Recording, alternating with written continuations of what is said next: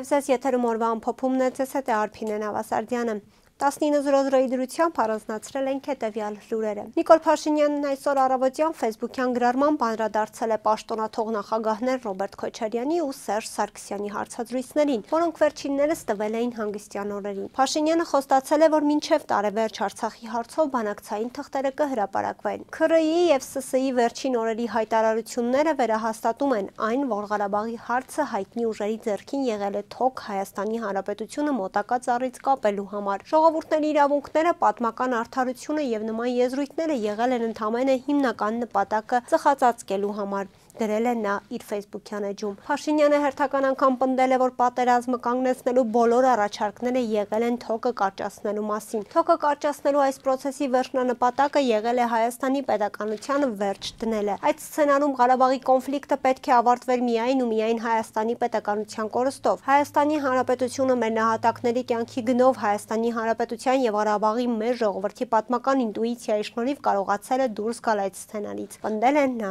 Արցախի Հանրապետության անվտանգության խորհրդի նախկին քարտուղար Վիտալի Բալասանյանը հույս ունի, որ արցախցին մի օր կվերադառնա իր հայրենիք։ Նոյեմբերի 9-ի փաստաթուղթը որևէ մեկը չի չեղարկել, նոյեմբերի 9-ի փաստաթուղթն ուժի մեջ է, հուսով եմ, որ այդ փաստաթուղթը կյանքի է կոչվելու, այսօր ԵՄ-ի հետ զրույցում ասել է Բալասանյանը։ Հարցին արդյոք անվտանգ կլինի Արցախ վերադարձ, Արցախի անվտանգության նախկին քարտուղարն ասաց, որ աշխարհի ոչ մի կետում էլ խաղաղություն եւ անվտանգություն չկա։ Եթե անվտանգային երաշխիքներ տան, ինքը պատրաստ է Արցախ վերադառնալ, Բալասանյանն արձագանքեց։ Իհարկե, միանշանակ։ Վիտալի Բալասանյանը դեռ հունվարի 18-ին հրապարակել էր իր նամակն ուղղված 2020 թվականի նոյեմբերի 9-ի հայտարարության կողմերի Հայաստանի Հանրապետության, Ադրբեջանի Հանրապետության ու Ռուսաստանի Դաշնության ղեկավարներին։ Նամակում Բալասանյանը կոչ էր արել կարգավորել Արցախի բնակիչների վերադարձը Լեռնային Ղարաբաղի տարածք եւ ապահովել բնակչության անվտանգությունը համաձայն ՄԱԿ-ի կանոնադրության։ Դատարանն այսօր որոշել է արտաշիրիմում իրականացնել, որպիսի պարզի 24 տարի առաջ մայրաքաղաքի Արագաստ սրճարանում մահացած Պողոս Պողոսյանին դիտավորյալ են սպանել, թե նա երկրորդ նախագահ Ռոբերտ Քոչարյանի անվտանգությունն ապահովող թիկնազորի անդամներից Աղամալ Հարությունյանի հետ քաշքշուկի հետևանքով վայր է ընկել ու մահացել։ Դեռ հուլիսի դատական նիստում դատախազությունն առաջարկել էր արտաշիրիմում անել։ Մենք կարող ենք էականորեն տարբերվող այլ պատկեր եւ ակնկալվող արդյունքն այն է, որ հնարավոր է հայտնաբերվեն կոտրվածքներ, ոսկրային կոտրվածքներ, քանի որ վկայի նախնական նամակ դիմումում խոսք է գնում նաև ատրճանակի գործադրման հարվածներ հասցնելու մասին։ Դատարանում հայտարարել էր դատախազ Ծովակ Մնացականյանը։ Այս դատավարության ընթացքում հարցաքննված Միացյալ Թագավորության քաղաքացի վկան, որը եւս դեպքի օր Արագաստ սրճարանում է եղել, հակասական ցուցմունքներ է տվել։ Սթիվեն Նյուտոնը տարիներ առաջ Ազատություն ռադիոկայանին պատմել էր, թե ինչպես էր Աղամալ Հարությունյանն ատրճանակի կոթով ծեծում Պողոս Պողոսյանին, որն ընկած էր հատակին համարյա մեռած։ Բայց վերջերս դատարանում Նյուտոնն ասել է, թե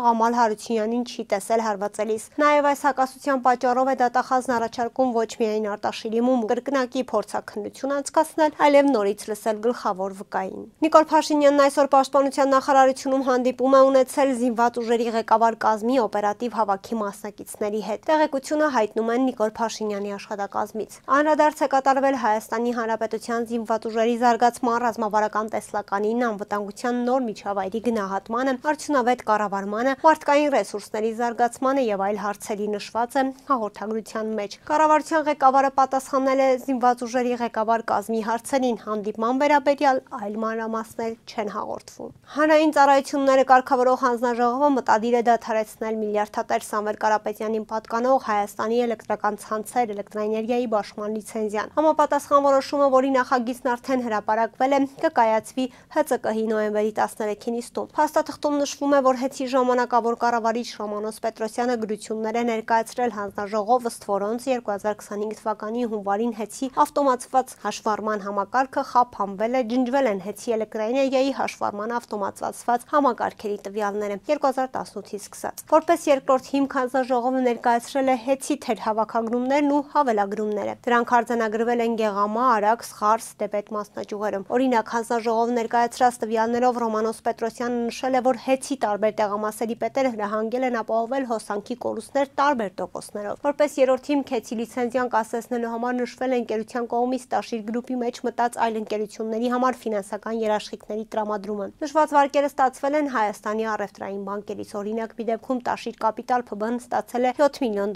վարկ Արջին բանկից, վարկի երաշխավոր եղել է ՀԵՑ-ը։ Մեկ այլ դեպքում Ամիո բանկը միլիոնավոր դոլարներ է տրամադրել Արմ Հոլդինգ ՓԲ-ին, որի երաշխավորը կրկին եղել է ՀԵՑ-ը։ Ըստ ՀՑԿՀ-ի սա վարկագիծ էր, որով կարող էր վտանգվել սպառողներին հոսանքի մատակարարումը, կարող էին ստեղծվել ֆինանսական ու անվտանգային խնդիրներ։ ՀՑԿՀ-ն պնդում է, թե ՀԵՑ-ի ժամանակավոր կառավարիչը ներկայացրել է նաև փաստեր, որոնց համաձայն ընկերությունը նախկինում զանգվածաբար ոչ ճշմարիտ տվյալներ է ներկայացրել հանձնաժողովին, ինչի արդյունքում սխալ են գնահատվել բաշխման ցանցի ընթացիկ վիճակը, հոսանքի ընդհատումների իրական քանակը, կորուստների մեծությունները եւ այլն։ Երևանի քաղաքապետարանի հասարակական կարգի պահպանության ծառայության աշխատակիցները շարունակում են ստուգայցեր իրականացնել հանրային տրանսպորտում։ Այս մասին տեղեկանում են քաղաքապետարանի Facebook-յան գրառումից։ Շնորհակալություն բոլոր քաղաքացիներին, ովքեր պատասխանատվությամբ կատարում են իրենց ուղևորցի վճարումները։ Ձեր աջակցությամբ հանրային տրանսպորտը դառնում է ավելի հարմարավետ ու ժամանակակից, ասվում է գրառման մեջ։ Հիշեցնենք, որ հանրային տրանսպորտում առանց ուղետոմս երթևեկելու տուգանքը 10,000 դրամ է, իսկ եթե քաղաքացին վճարել է արտոնություն ունեցող քաղաքացու ուղետոմսով 15,000 դրամ։ Եթե քաղաքացին ունի ուղետոմս, սակայն այն չի վավերացրել եւ հսկիչի պահանջով տեղում վավերացնում է, ապա այդ դեպքում տուգանվում է 3,000 դրամով։ Նախորդ շաբաթ հայտնի էր դարձել, որ տրանսպորտում թույլ տրված իրավախախտումների վերաբերյալ 935 անձի նկատմամբ կայացվել է տուգանքի որոշում։ 673 տուգանքի որոշում կայացվել էր առանց տոմս երթևեկելու, 89 այլ անձի արտոնությունից օգտվելու եւ 173-ը վճարային միջոց ունենալու, սակայն չվավերացնելու համար։